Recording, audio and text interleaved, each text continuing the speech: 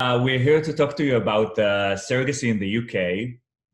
I've seen a recent article which actually shocked me. I sent you this article, and I had no idea that. Let's start with what shocked me the most is that in the UK, when there's a surrogacy process, the surrogate doesn't matter like whose baby it is. The surrogate has all the rights to the baby. Correct. Is that correct? Tell me more about this. Well, before you do, I just wanted to say, like those of us, who have been Democrats or left-leaning in the United States, we always look to Europe and the UK and say, well, but those are the liberal countries, right? Those are the countries we wish we could be like that. And then we read that article and I was like, wow, that complete surprise. Yeah, you're absolutely right. So surrogacy in the UK is underpinned by legislation of the Surrogacy Arrangements Act of 1985. So by the nature of the legislation, whilst it's been updated, it still requires update. Now, law in the UK with regards to surrogacy is being reformed. So last year, the law commissioners for England, Wales, Scotland and Northern Ireland had a massive rollout of a new consultation process of what this new law will propose to look like. So the law is changing. But the current legislation does state that surrogates that give birth to surrogate-born children, the surrogate is classed as the legal parent at point of birth, and intended parents have to apply for what's known as a parental order through the family courts to be recognised as the legal parents of their children. Is that like an adoption, basically? It's not as complex as an adoption order. It's a real straightforward process. We have 2 children through surrogacy, and it's an absolute really simple, straightforward process. It involves safeguarding checks, and it involves home interviews, and it involves you going to court. But the entire process in itself, certainly for our son, that process, we went to court when he was about 4 months old. So you can't put your application into the court until the child's 6 weeks and 1 day old. Wow. So you go to court, put in that application, and then you get called back to go in front of the magistrate. And that process in total took about 7 or 8 minutes for it to complete. So that's because your surrogate had no objections whatsoever. Correct. If she raised any objections or in some ways claimed the child for herself, then you've got a problem, right? Because from what I read in the article, you don't have any strong legal claim above what she does to the child if she decides she wants to hold on to him or her. Correct. So the surrogate can withdraw consent for that parental order. Now, the amount of times that has happened in the last 30 odd years since surrogacy is being performed in the UK is the risk is minimal. However, the law allows the surrogate to withdraw consent if she so wishes. Yeah. The amount of times that's happened, you can probably count on one hand. But however, it's still a risk to intended parents. So you said that the law that's currently in force was from 1985. You said 84. Right. So 85. Oh, see, so I'm right. Husband's wrong. That's not an important thing, but it really is. But anyway. I guess what I'm really interested in is what do you think the foundation was?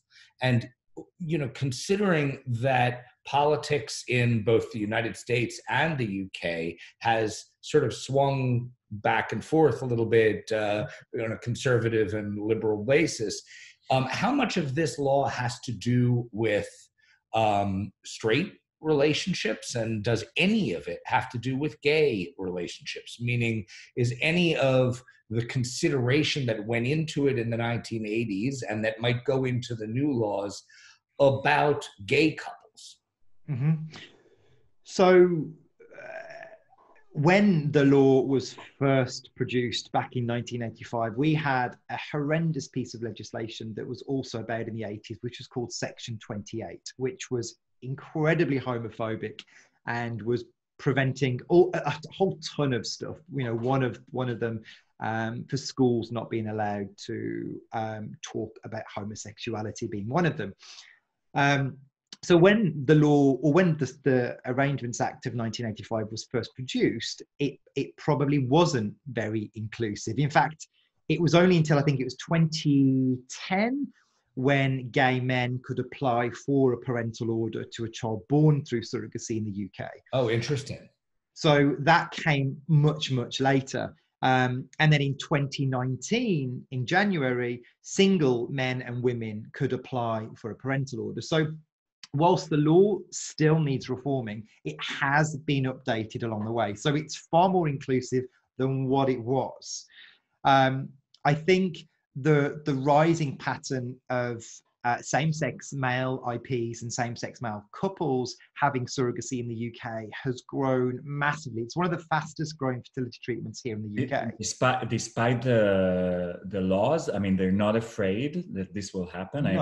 No, because I think, you know, whilst yes, you know, an intention document that you have isn't legally binding, and whilst some of the laws don't work in favour, when you look at surrogacy as a whole in the UK and how you can explore safe surrogacy through relationships and through having a strong bond with your surrogate, because it isn't a transactional relationship like it is in a commercial environment. It is about friendship first, and providing that you get to know your surrogate and you build all those blocks before, then the chances of you having an unpleasant journey is obviously reduced, because you're working with and you're building this relationship with a clinic and with a surrogate and with an egg donor, that you are protecting yourself as much as you can.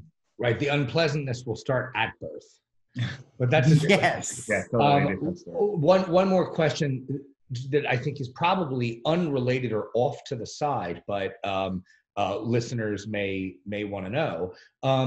If you do surrogacy outside of the UK, and the legal work is done outside of the UK, then this gay couple who brings this kid in from another country, the UK fully embraces whatever those parental rights are that were established in the other country? Or does this affect any of that? You will still need to apply for parental order in the UK. Really? So that's another thing that they say in the article. That's shocking. So that means that the UK is actually judging whether or not you are a legitimate parent, though the country where the child was born has already said that you are? So, yeah, because, like, say, for example, if a couple's returning from the States and they obviously have full parental responsibility for that child, you will still need to apply for a parental order in the UK. And, you know, it's not for the court necessarily to decide whether that those parents are the legitimate parents, because that's not what the family court will do. The family court will need to still order the parental order, but it's a slightly longer process than what ours would be, because our child was both conceived and born in the UK. But they will still need to go through and have UK legal representation, as well as an attorney in the country where the child was born. So you'll have to be dual represented. Wow. And so tell me, what about people who come from outside of the UK? You can't really do this. You can't do surrogacy if you're from other country. No, so one of the rules with surrogacy in the UK, so surrogacy is altruistic, so very similar to Canada. But one of the regulations with surrogacy in the UK is that you have to be domiciled in the UK. that's not necessarily a British citizen, because you can still be a foreign national, but you have to be domiciled. And domiciled is far more complex than whether you reside here or not. There's some conditions with what domiciled means. So, and Lord knows, considering what the laws are, I don't know why anyone would choose the UK, at least at this time, as the place to travel to in order to do surrogacy. Yeah, and it's not necessarily a destination to complete surrogacy. That's not, UK isn't on the fertility tourism map. Should say.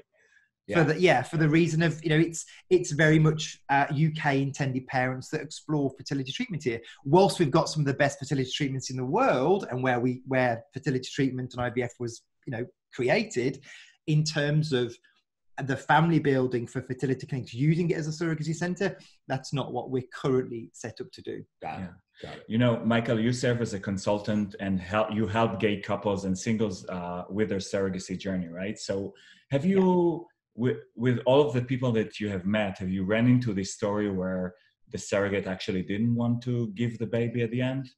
No, and we've worked with over 300 couples and 300 intended parents. So, we and in the times where I've been in this surrogacy community, we've never worked with anybody where we've had that issue. I've read obviously issues where that has happened, but it always tends to be where that relationship completely breaks down, and that's why that friendship and relationship is so important.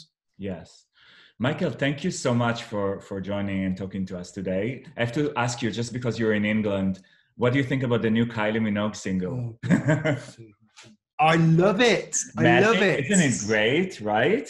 It's amazing. It's magical. Big Kylie fan here. Yes, me too. Have a great evening. You're welcome. Thanks, guys. See you later. Take care. Bye.